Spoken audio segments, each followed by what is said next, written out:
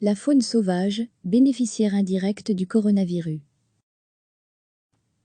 Le coronavirus sauvera-t-il le pangolin?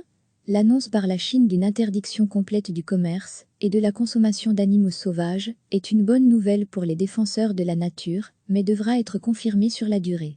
Pékin a annoncé lundi l'interdiction complète du commerce et de la consommation d'animaux sauvages, pratique suspectée d'être à l'origine de l'épidémie de coronavirus apparue en décembre dans le centre du pays et qui menace désormais le monde d'une pandémie selon l'OMS. Mais la mesure devra encore être définitivement inscrite dans la loi, dans un pays où l'on consomme aussi des serpents ou des chauves-souris.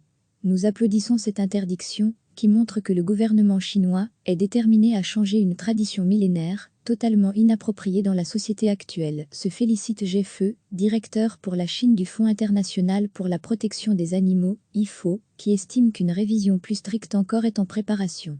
Car, avec la deuxième crise sanitaire du genre en 17 ans, après le SRA, je pense que le gouvernement a compris que le coût pour l'économie et la société est bien plus lourd que les avantages de ce commerce, poursuit-il, tout en soulignant que l'arrêt du commerce d'animaux sauvages doit être un effort conjoint de la communauté internationale. Directeur de l'ONG internationale Wilday, qui lutte contre le trafic d'animaux sauvages, Peter Knig attend lui aussi la pérennisation de la décision chinoise. Tout cela est très nécessaire et sensé, la seule question est, que se passera-t-il à long terme?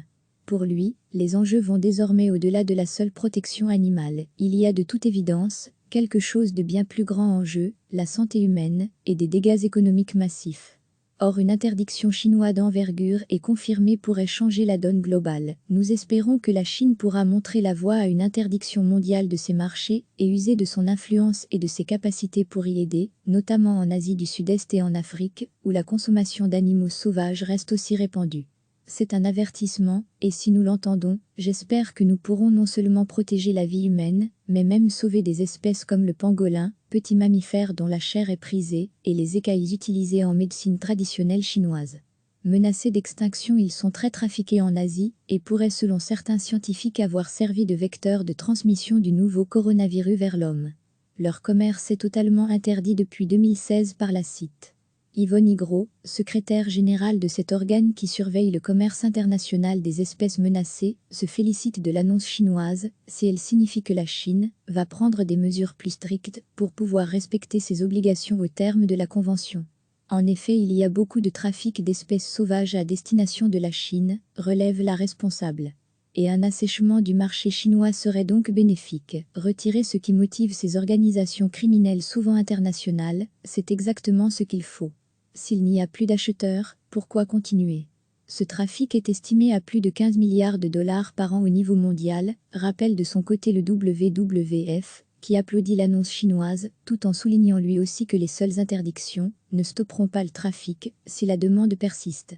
Les militants écolos en Afrique, un des réservoirs de biodiversité, source de nombre d'animaux trafiqués, observent également avec attention l'évolution chinoise. Les gens pourraient faire plus attention à la consommation des pangolins.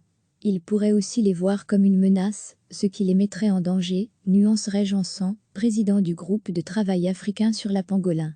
Le docteur Andrew Muir, patron de l'ONG sud-africaine Wilderness Foundation Africa, estime que la décision chinoise constitue un pas positif face à la perte de biodiversité et au nombre d'espèces qui disparaissent.